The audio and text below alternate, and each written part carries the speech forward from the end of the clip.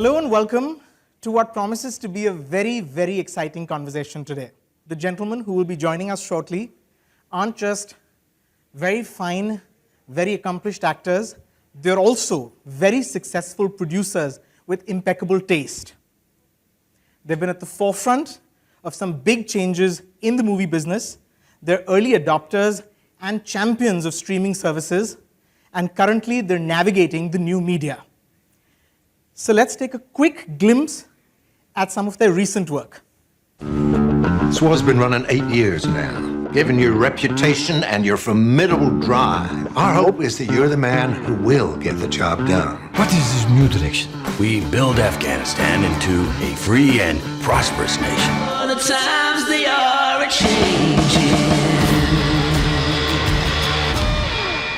दुनिया में दो तरह के लोग होते हैं, winners and losers. लेकिन जिंदगी हर लूजर को वो एक मौका जरूर देती है.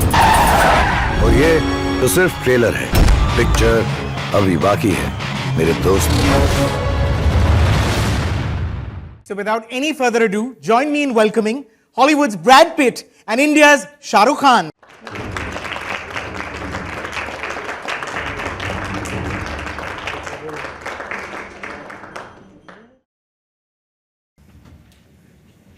Thank you, everyone. Thank you. All right, thanks. Thank you. You know, I'm just going to say it because I'm pretty sure everyone in this room is saying it in their heads. This is a pretty incredible moment. Brad Pitt and Shah Rukh Khan, two of the biggest global superstars. Gentlemen, this is a very special moment. All right. Yeah. Good on you. Brad, this is not your first time to India, is it? No, we actually shot A Mighty Heart here. So we were here for a few months and got to explore a lot of the country, and it was a fantastic experience. Good to be back here now. There are locals in Pune who got used to seeing you on the bike and you waving out to them. Yeah, it was good. I got to scoot around on an old Royal Enfield and put a helmet on and just get out amongst the masses. It was really nice. You know, it's interesting, both of you actually started your movie careers around the same time. Brad, Thelma and Louise, your big breakout hit, released in 1991, and that led to this exciting long career. Shah Rukh, Deewana, which was your first film, big runaway success, released in 1992. What's the secret to staying relevant, successful, and influential for 25 years? Whew, you want to take that one? No, you. Because I have no idea. Looking at you. I would say luck. I'd say a little bit of luck, but I also trying to reinvent. You know, constantly trying to look for something new, something different, and I, you know, fortunately, I guess we were able to survive our mistakes along the way, and I think just staying relative. Yeah, mainly that. I think, you know, to be able to survive your mistakes, and mistakes were normally things which are very close to your heart. You know, and if they went wrong somewhere down the line, the only thing that keeps you going is the fact that you're still surviving. And you try and do it as often as you can, as much as possible. And I think he more than me would tell you that, you know, to be such a successful star around the world, there are a lot more expectations from you, and you need to keep it very simple. Then you don't need to be trying to work for those expectations or keep on doing the stuff that people expect of you. You keep on doing what started you off, which is being relevant, being novel, trying to, you know, kind of reinvent yourself, and the simple things which made you want to be an actor in the first place. You know, you both have enormous success, but also enormous pressure. How do you balance, or how do you really combine artistic integrity with commercial success? Because that's a huge pressure on both of you, I'd imagine. I say you just have to make sure you get time for yourself, time for your friends, time for your family, and let the next idea percolate. It's not so difficult to achieve a balance. I'm able to compartmentalize pretty well the private life and the public life. How about you? I do that too completely. I mean, as far as work is concerned, I think what he says is actually the crux of it. You know, if you can be leading your public life, which is on sets also, invariably. I think if you can protect it in terms of that from your private life and your private life from the public life, I think when you go back home and you're leading the regular stuff that you're supposed to do, in whatever form, with family, friends, I think it just keeps you kind of grounded. You know, like my kids, I mean, more often than not, don't like my films. And that's nice. Really? Yeah. And that's nice. Yeah. You know, they whoa, oh, this one was so boring, Papa. So, you know, it's like, it's not the biggest thing in the house, Papa's film to do well. It is not a special thing. It should not be a special thing with family and friends. And invariably, you know, we make friends even in the film industry. And then everybody kind of just starts pushing you along and saying, no, this was the best thing you did. Yeah, it was different. I think the real friends in the film industry also tell you, or keep it simple and keep it normal. I think that's what actually really helps you and takes the pressure off. That at home you're a nobody. And as long as you're a nobody with your friends and at home, I think you can be a big star like Brad Pitt outside. You know, I would imagine that it's not just me. Everyone in this room, I would imagine, wants to know, how do you pick the films that you do? How do you decide what you want to do next as an actor? Well, for me, it depends a lot about, you know, who's telling the story. You know, it usually starts with a script, a good piece of writing, and the decision to go investigate that. And then I want to surround myself with filmmakers I respect, because we are ultimately putting ourselves in the director's hands, and there, then you have a real freedom to go explore, to go out as far as you can go, and you know you're in really good hands. So, and at the end of the day, after, I don't know about you, but after doing it so long, I want to do it with friends and people I like, and that seems to be more important, the people I surround myself with, than anything else. I've said it so often, it's exactly the same thing. I've even said it before that I sometimes don't even want to know the story, as long as the people who are telling the story are people I enjoy working with. As a matter of fact, because now in India there's so many new filmmakers, I don't know them. I haven't gotten to know them personally.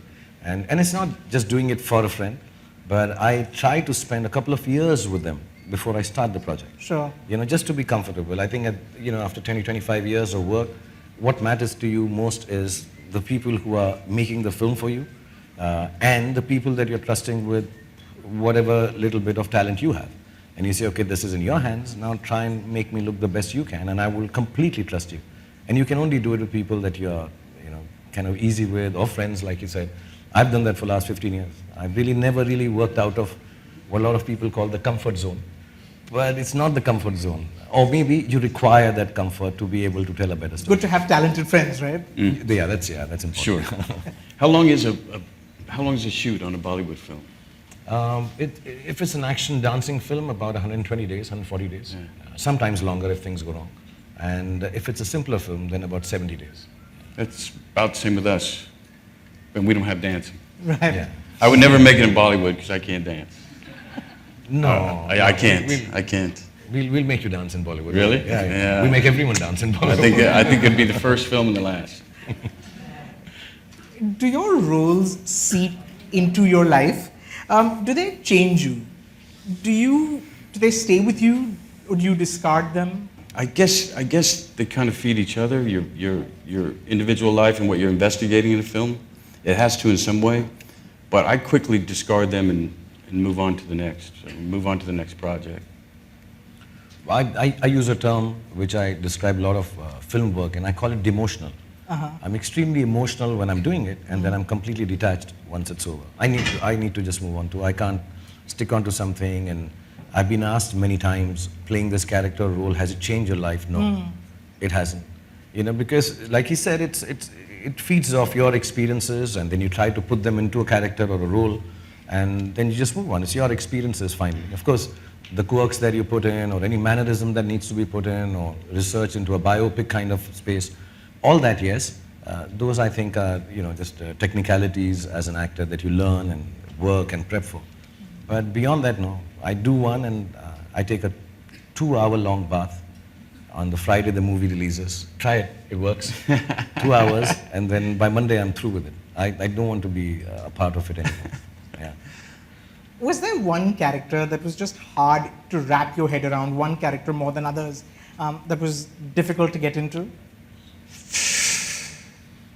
I'd ask him about Benjamin Button. Sure. I'd ask him about a film, I forget the full title, 12 Monkeys? Yeah, yeah. Yeah, I found you amazing in that one. Yeah, thank you. So it was fantastic. I don't know how many of you have seen that film. Yeah. He was mind-blowing in that film. I mean, that's where I became a big fan of Brad as an actor. Burn After Reading. Of course. And there's lots of them, hundreds of them. But I would ask you, just continue with that one. Did Benjamin Button or any of these films? Those were all, they took especially 12 Monkeys, took Yeah, a 12 lot Monkeys of was awesome. insanity, locking myself in a room for a couple of weeks and just seeing how crazy we could get. But no, it's just part of the, I would call them all challenging, but it's what we do. I wouldn't say any were difficult. Some, landed better than others, but it just seems part of the process, part of the craft. I'm going to speak for most of the fans, and I'm going to ask you about Fight Club, Tyler Durden. No, that was just fun. That was just fun. Yeah. Anytime something's irreverent and it's a great piece of writing and a dear friend of mine, David Fincher, directing, and Edward Norton. No, we mainly just laughed. Much like this one, actually. Shahrukh, for you, particular character that was hard to wrap your head around? Because we have singing and dancing in our films, more often I can't sing either. You can't? I also don't. I'm Mini Vanelli. They sing it from the back. I just. Because they have singing and dancing, it does become as you know, the commercial films, the singing and dancing does come in a set piece, and it's just part of no storytelling. You just have to do it because you have to do it. Maybe in some films, in the background. So you really can't. A lot of people say this, and maybe I'm going to be speaking against them when I say this, but you can't really get into a character if you have to sing and dance every 20 minutes in a film. It's not a musical. It's not been laid out like that. You're not playing, I don't know how you pronounce his name, Bob Fosse. You're not, it's not all that jazz. Somewhere down the line, it's just a song and dance. Right. I don't know, I'm sorry to say, how to dance in character. How would a X person dance in this? We always do our regular dancing. So it becomes difficult mainly when I'm playing a more realistic role. Like say, my name is Khan. But then again, those are the technicalities. It's not something that you can't do. It's challenging maybe. You spend some time, prep it as well as you can and hope it lands well, like you said. But no, I can never say it as an actor that, oh, this was so difficult, it took the life out of me. No, I don't think there's been a role like that. All of them are nice. I find the ones which are regular roles, those more difficult to play. Right. Especially in the Indian commercial scenario that you're just a regular guy and playing it. If they have crutches and stuff, then it's easier to play, I think. How long do you have to rehearse for a dance number, a set piece? I started off, there was a movie many years ago when I started, in 94, 95, I released a film called Bazigar.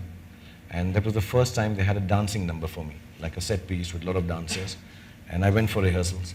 I went for 4 days of rehearsals, and day and night. I used to go 2 in the afternoon, finish at 4 a.m. in the morning, and I thought I'll kill it.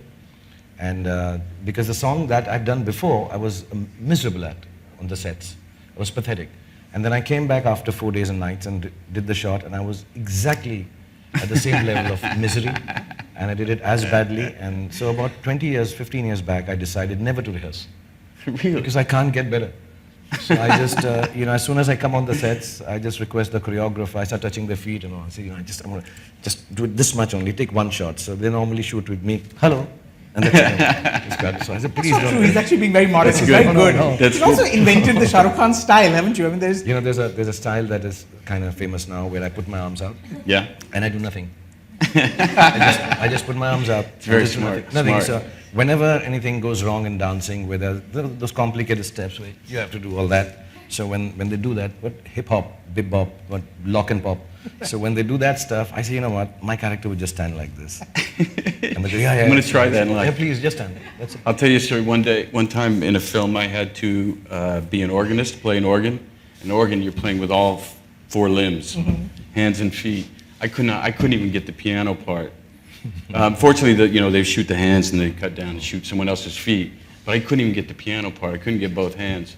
So what we did was, I had the bass line with the left hand. And what we did was, we got another guy who could play an organ, whose hand looked close enough, and we cut a hole in the back of my jacket, and he slid his hand through, and I just did this. and he made the thing work. It looks great. Go on, tell us which movie so we can go back and look. Tree of Life. Tree of Life, of Yeah. course. Brad, you said to Associated Press recently that as you're getting older, you're gravitating more to the producing side than in front of the camera because shooting a film is a big commitment. Is that a hard balance to strike? And Shahrukh, can you relate to that? Well, I was saying, anymore as I get older, that it's a big commitment. They're long days. I don't know about you, but we're definite 12-hour days, if not sometimes 14, even 16 if it goes long. Yeah. And because you got to get the shot, and it's a big commitment. It's a big time away from family, and more I find myself doing less and less and concentrating more on, or at least on the production side. That's been growing, and I just find it really rewarding to be able to, with my partners, be able to open up doorways for other filmmakers we really respect, to make films and tell their stories. In putting those out in the world, I find that a special. I find that a real gift to be able to do. I think, like, if you start off from the concept of wanting to tell stories, and if you can last as long as, say, Brad has done, and if you have partners like, say, Jeremy and Didi, I have some friends in my company and partners. I think that's a natural way to go, that you will want to keep telling stories, and there only has so many stories you can tell as an actor. And as age goes, I mean, you can't honestly be doing the roles that you would love to now. But you can't. It's nicer if you're able to give that opportunity, chance, platform, and relive those things as a storyteller, while being a producer. Both of you have had incredible success as producers. Brad, your company, Plan B, was behind two recent Oscar-winning titles, Moonlight and 12 Years a Slave, among others. Shahrukh, you've delivered the blockbusters in Om Shanti Om and Chennai Express, but you've also stuck your neck out and taken risks with films like Ahsoka and Paheli and Ravan. How do you pick what you want to produce? Is there a formula to it?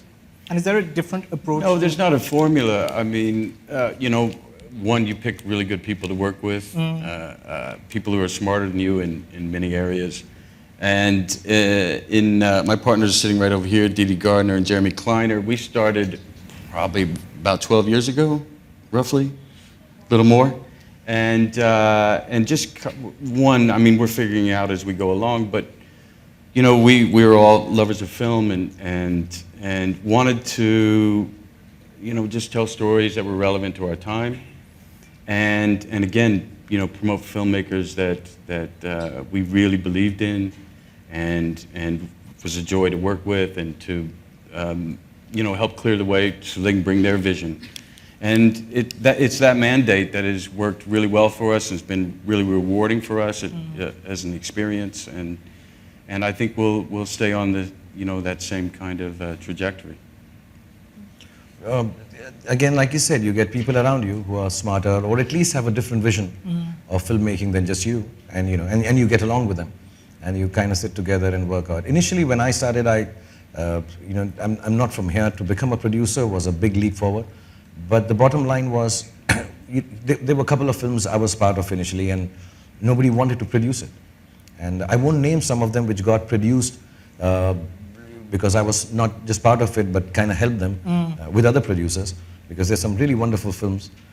But my choice was that whichever film nobody wants to produce, let's produce it.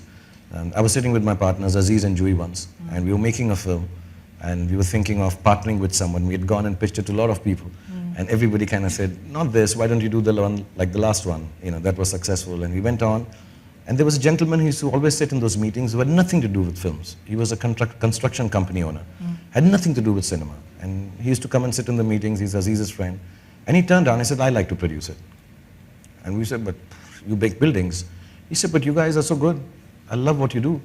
And I'd like to produce it. He said, you lose money. He said, it's all right to lose money on you. And I think it just came across to us, if there is someone who can lose money on us, let's try losing ourselves. And we said, okay, let's just go and make the films nobody else wants to make. So it kind of started off like that. But lately, yes, I think my production company takes care of, try to make a writer film. We keep it very simple, try and earn some money, and then actually make the films that nobody else wants to make, but you want to tell the story. Brad, I think you will appreciate, and I'm hoping Shahrukh will back me up here, that the Indian film industry is really a different kind of beast in that it's one of the few cinemas that has succeeded in resisting the massive influence and the onslaught, if you like, of Hollywood. American movies do very well in India, but we have a very vibrant film industry, and the predominant film industry is the Indian movie industry. Shahrukh, is there any fear of that changing? I've said it for the last 10 years. If we don't hone up on a few areas, and I'd say it again, especially in script writing, screenplay, marketing, and professionalism, and technology. If these 5 areas, we don't quickly adapt ourselves to the way not only the studios, but indie filmmakers, small producers make films in Hollywood, we would get taken over by Hollywood.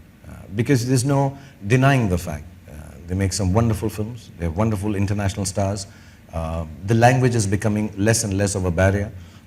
With even more digital platforms, the access to them, the comparison is now right out there. I mean, you just have to have a telephone to be able to see any film that you wanted to see. It's not like going down to the embassy to see the French film or an American film when you were young. Right. So I think if we do not take on some of the wonderful things that Hollywood has done before and learn from them, adapt them here, especially the professionalism part and technology, there is a big fear. Oh, that's interesting to hear because from afar, I mean, we have great respect because you do have your own film language, you have your own gestalt that's created, it's homegrown, and enjoyed over there. So it's really interesting to hear about at least even the technology side.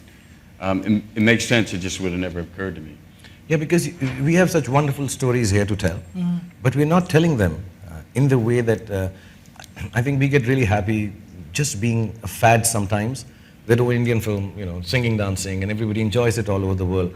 But if we are able to understand the language Hollywood and the Western cinema speaks in, and not change our own way of presenting a film. Right. I mean, singing and dancing has to stay, so that we keep Brad away from Bollywood. Otherwise, but I think if we are able to somehow get that writing part and technology in, it's important. I think it's extremely important. I think. I find it really interesting. You know, different cultures now cross-pollinating ideas and styles, and we just had a great experience producing a film, another Netflix film called Okja, with Bong Joon-ho, the South Korean director, and it just became something we would never be able to create because it's from his mind, and we're definitely seeking out more of those experiences, and I think we're going to see that more in the global community of filmmaking. That's going to be it'll be interesting to see what comes out of it. We're going to, at this point, take a look at another clip from War Machine, and then I'm going to bring out another guest. It's me tagging along for a couple days. Thanks for having me, sir. It's a real privilege. Rolling Stone. Yes, sir. Just make sure I'm on the cover. Well, it's between you and Lady Gaga, sir.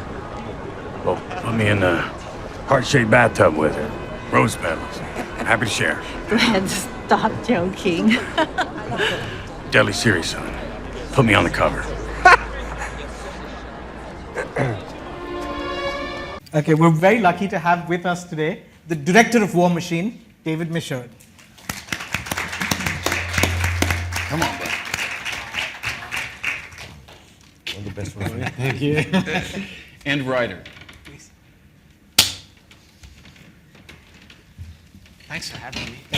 I'm the surprise You're the guest. surprise. You're the I'm the surprise surprise guest. Yes, you are. It's all downhill from here. Yeah. Brad, David, why was Netflix the right partner for War Machine? Brad, you've said that without a delivery system like Netflix, this movie wouldn't have got made, or if it did get made, it would have been at 1/6 the budget only. So why was Netflix the right partner? Yeah, I may have exaggerated, maybe 1/3, but it wouldn't have been to the scope and scale. It's because the way the studio system is, the business model of the studio system now in Hollywood, it just can't support risky films like this, films at this budget, certainly. Because of prints and advertising being so high and the ancillary costs being so high, they're just not getting made right now. So for me, the beauty of Netflix or a delivery system like Netflix for the film viewer is now more films are getting made. More interesting filmmakers are getting to the plate, telling their stories, which means a greater variety of films for us to view. And so for me, it's this kind of renegade new resurgence in filmmaking that I grew up on from the, mainly the 70s, even the early 60s. And it's a really exciting time for us. Yeah, I mean, it's exciting for me because, I made my first film, Animal Kingdom, came out in 2010. I went to film school back in the mid-90s, and it was right at that time. It was after Quentin Tarantino's first couple of movies. There was a whole bunch of guys like him and Paul Thomas Anderson and David O. Russell and Wes Anderson and David Fincher. And they were all making what looked like really bold, unusual, original movies inside the studio system. And then my first movie came out in 2010, and it had all gone away. The studios weren't making the kinds of movies that I thought I wanted to make, and I wasn't sure how I was ever going to get to make them. And then suddenly, this Netflix window opened for me that was kind of extraordinary. I mean, War Machine is exactly that kind of movie that it's bold, it's complex, but it's wild. It doesn't feel to me like how the movies feel. It's exactly the kind of movie that the traditional Hollywood studios aren't really making anymore. It's a war film, so it was never going to be cheap to make. And so I just feel lucky that I'm that, I didn't waste my time going to film school all those years ago. Shahrukh, in a market like India, how do you feel has Netflix impacted or will perhaps energize the existing landscape? Exactly. This way that we're always going to be tied down by this, cinema release films, which have to be of a certain setup for them to get back the audience that you want, and the weekend collections, the weekly collections, the monthly collections. I think Netflix will offer you an opportunity that this story needs to be told. It will be successful also, inshallah. But somewhere it doesn't have the pegs that are expected of a film that should come in a theater and take over the weekend. That's how art will grow, and 100% the business will follow. So I think Netflix in the next coming years, 5 years, giving opportunities to so many directors. And I think like in India, I find every household has a singer. Yeah. I think every household has a filmmaker.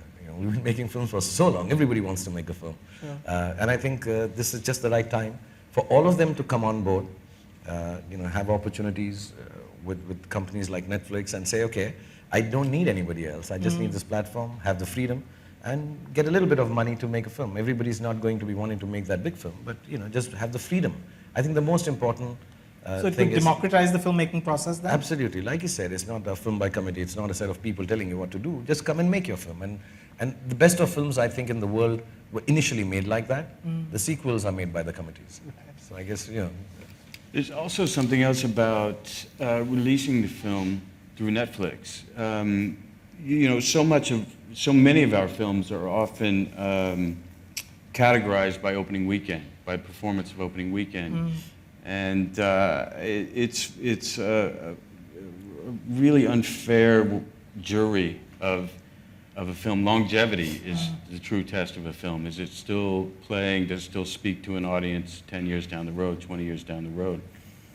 And I've seen many good films be dubbed failures and some have been found later in time and some haven't. Some go away. And I think this is I'm interested to see, removing that aspect, what that does to at least a film's reputation in the early days. Right. War Machine is based on Michael Hastings' book, The Operators, about General Stanley McChrystal's short and controversial stint during the US invasion of Afghanistan. Brad, you've said that you could identify with the character of the general because he got caught in the trap of hubris. just like a movie star, where you start to believe, and I'm quoting you, your own stink. Shahrukh, you joked about being a self-absorbed movie star at the recent TED Talk that you gave. Do you see self-absorption as a trap that movie stars often fall into? And how then do you keep it real? Well, first I'll say, you know, the hubris conversation, I was trying to correlate that to the film in the sense that any mistakes I've made is when you know, I think I have it figured out. And it seems that any mistakes we've made as a country is when we think we have all the answers. And it was that hubris that one has to question for oneself, for any kind of personal evolution, but also what I think we need to constantly be looking at in ourselves as a country to come up with another solution than what we've been doing. I mean, I think, yeah, a certain amount of self-absorption is necessary for any creative person. You know, you're not a machine, war or otherwise, where you're going to just be following what people think should be done. You have to have a free-thinking head. You have to have, you know, poems of your own in your head. You've got to be telling stories that you want, whichever, paintings, whatever. So I think a bit of self-absorption, it seems like it, mainly because, you know, you'd like to say your idea or your thought or your belief or live by it. It can seem self-absorbed. Brad, Shahrukh, both of you have been at the forefront of major technological changes and advancements in the movie business.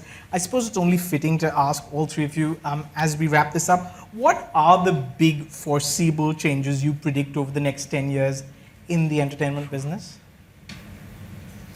I don't pretend to know. I don't, you know, I think it is a very, very interesting time and things are moving very, very fast. We're getting more connected. We're viewing certainly our entertainment in much different ways. I don't know. I usually, I live by calling the audible, as we say. We make those calls, you know, at the moment. But I couldn't say. I couldn't say. You? I mean, I would say in an Indian context more, because I think the industry is still kind of newer compared to the West, yeah. So yeah, technology is going to make a huge play. You know, if you see a wonderful film like Bahubali and those other cinema, you know, the event films, so to say, our own superheroes, I think we still haven't made them enough. So they will make a big foray into it. And with platforms like Netflix, and certainly in the last 10 years, like I said, so many new directors and storytellers sprouting all over the country. You know, we have a very big regional cinema also, South and East and West, apart from Hindi-speaking cinema, and it's really huge.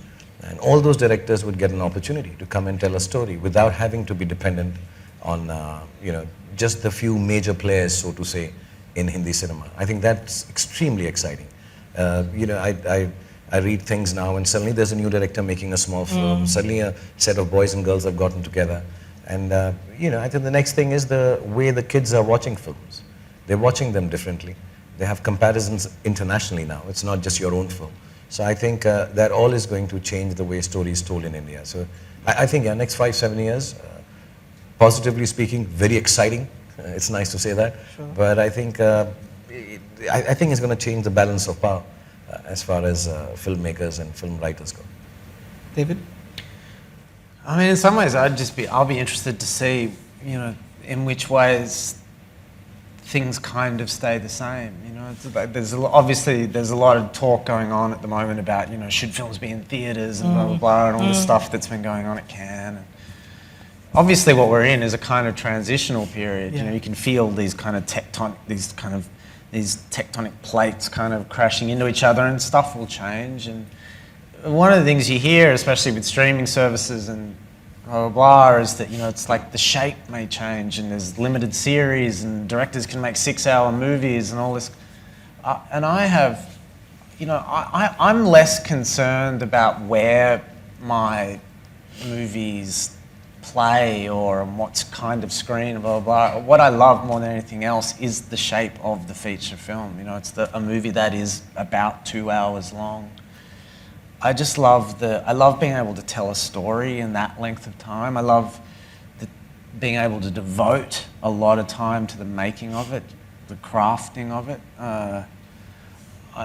My great hope is just that whatever shape the distribution and the exhibition takes, that just the shape of the movie survives, because I love them. I love them. I love the way he says 2 hours. We're still trying to get there, make a 2-hour film. Like 3-hour films. Yeah. You got the 120-day shoots. I'd kill for one of those.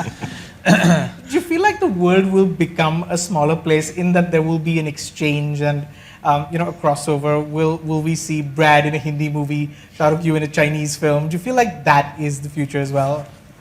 Not till I learn to dance and sing. As long as I know. I think yes, most certainly. I think in the last 10 years itself, you have a lot of Indian actors going and being accepted, even if it's part of diversity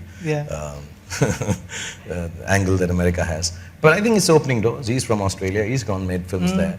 I'm sure if he likes India, he's visited here. He went for a long walk today. If he likes that walk, that was a good walk. It was a good walk. He may come and make a film here. It'll start off like that. Brad shot a film here. Some of the filmmakers will come to shoot film in India, but I think they will understand. They'll see, like we watch all their films and understand the kind of language they use. Yes, I think. I hate using this word, but this globalization, would happen, most certainly. Thank you, gentlemen. Thank you, Brad. Thank you, David. Have a great time while you're here in India. Brad, you have your work cut out for you on the next trip. Perhaps Shah Rukh will show you a few dance moves. Piano. I'm going to learn the piano from him. Right. I'll learn the one-hand piano. But really, thank you for being here and wish you all the best with this film. No, genuinely. Thanks for having us. And thank you, Raji, for talking to us and talking about this film. Thank you, Shah Rukh. Thank you, Brad. Thank you, David. Thank you very much. Thank you. Thanks a lot, guys. Thank you, guys.